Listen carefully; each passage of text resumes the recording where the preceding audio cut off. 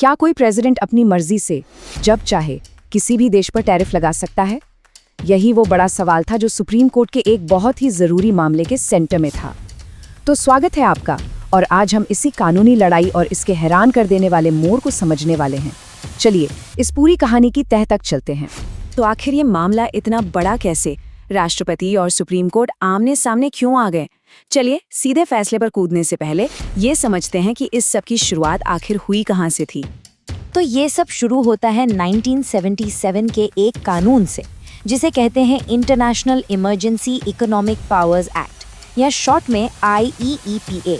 अब इसे ऐसे समझिए कि ये राष्ट्रपति के हाथ में एक तरह का इमरजेंसी बटन है, जिसे वो तब दबा सकते हैं जब देश पर कोई बड़ा अंतर्राष्ट्रीय आर्थिक खतरा मंडरा रहा हो। तो हुआ ये कि राष्ट्रपति ट्रंप ने इसी इमरजेंसी बटन को दबा दिया। उन्होंने देश में आ रहे अवैध ड्रग्स और दूसरे देशों की व्यापार नीतियों को एक नेशनल इमरजेंसी बताया, और इसी इमरजेंसी का हवाला देकर उन्होंने कई देशों से आने वाले सामान पर जबरदस्त टैरिफ लगा दिए। लेकिन यहाँ एक बहुत बड़ा पेंच था। असल में ये टैरिफ विदेशी कंपनियां नहीं चुका रही थी, इसका सारा बोझ अमेरिका के इम्पोर्टर्स पर आ रहा था, जो ये बढ़ी हुई लागत सीधे सीधे अमेरिकी कस्टमर्स और बिजनेस पर डाल रहे थे। जरा सोचिए, आप बाजार जाएं और आपकी पसंदीदा इम्पोर्टेड चीजें अचानक महंगी हो जाए। ठीक यही हो रहा था अमेरिका में बिजनेस और आम लोगों के साथ। तो अमेरिकी बिजनेस ने क्या किया? उन्होंने इसका विरोध किया। वो अदालत पहुंचे और कहा कि राष्ट्रपति अपनी शक्तियों का गलत इस्तेमाल कर रहे हैं और IEPA कानून उन्हें इस तरह से टैरिफ लगाने का अधिकार नहीं देता। और बस यहीं से शुरू हुई एक लंबी कानूनी लड़ाई, जो छोटे कोर्ट से होती हुई देश की सबसे बड़ी अदालत यानी सुप्रीम कोर्ट तक पहुंच गई। और फिर आया फैसले का दिन।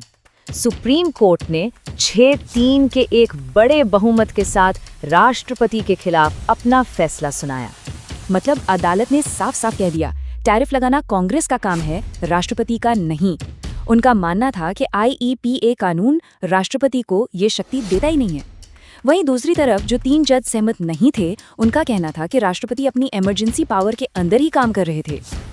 अब ये फैसला अपने आप में बहुत बड़ी बात है, और इसके असर की बात हम अभी करेंगे, लेकिन उससे पहले एक छोटी सी बात। अगर आपको ये पूरा ब्रेकडाउन समझ आ रहा है और पसंद आ रहा है, तो इस वीडियो को लाइक और हमारे चैनल को सब्सक्राइब जरूर कर लें, ताकि आप आगे भी ऐसे विश्लेषण देख पाएं। तो इस फैसले का सबसे बड़ा और सीधा असर क्या हुआ? पैसा।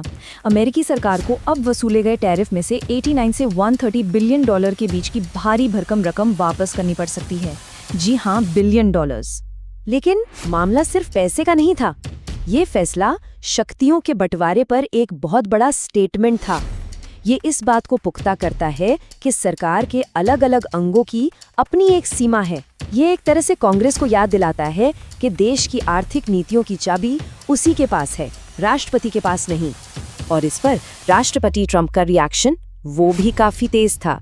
उन्होंने पब्लिकली इस फैसले की आलोचना की, इसे बेहद निराशाजनक कहा, और यहाँ तक कि कुछ जजों को अपमानजनक भी कह दिया। लेकिन कहानी यहाँ खत्म नहीं हुई।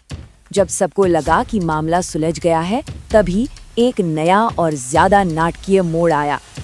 फैसले के कुछ ही घंटों बाद राष्ट्रपति ने एक ऐसा दाव चला जिसकी किसी ने उम्मीद नहीं की थी। एक दाव हारने के बाद राष्ट्रपति ट्रंप ने एक बिल्कुल अलग कानून का सहारा लिया। इस बार उन्होंने इस्तेमाल किया 1974 के ट्रेड एक्ट का। अब ये वाला कानून पहले वाले कानून जैसा नहीं है। इसमें राष्ट्रपति को खुली छूट नहीं मिलती। ये काफी स्पेसिफिक है।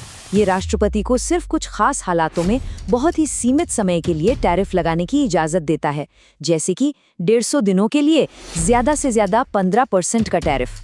और ये स्लाइड दिखाती है कि सब कुछ कितनी तेजी से हुआ। सोचिए जरा, सिर्फ 3 घंटे के अंदर एक तरफ सुप्रीम कोर्ट पुराने टैरिफ को गैर कानूनी बताता है, और 3 घंटे बाद ही राष्ट्रपति एक बिल्कुल नए कानून का इस्तेमाल करके एक नया 10% का ग्लोबल टैरिफ लगा देते हैं। मतलब एक के बाद एक जबरदस्त एक्शन। तो ये शह और मात का खेल अभी भी जारी है, और ये हमें हमारे आखिरी सवाल पर लाता है, आगे क्या होगा? क्या ये नया टैरिफ भी कानूनी पचड़े में फंसेगा, या हम फिर से खुद को एक और सुप्रीम कोर्ट की लड़ाई के मुहाने पर पाएंगे? इस पर आपकी क्या राय है? नीचे कमेंट्स में हमें जरूर बताइए। इस पूरे मामले के विश्लेषण में हमारे साथ अंत तक बने रहने के लिए बहुत बहुत शुक्रिया। अगर आपको ऐसे ही कॉम्प्लेक्स टॉपिक्स पर सीधी सरल चर्चा पसंद है तो हमारे चैनल को सब्सक्राइब करना मत भूलिएगा। मिलते हैं अगले विश्लेषण में।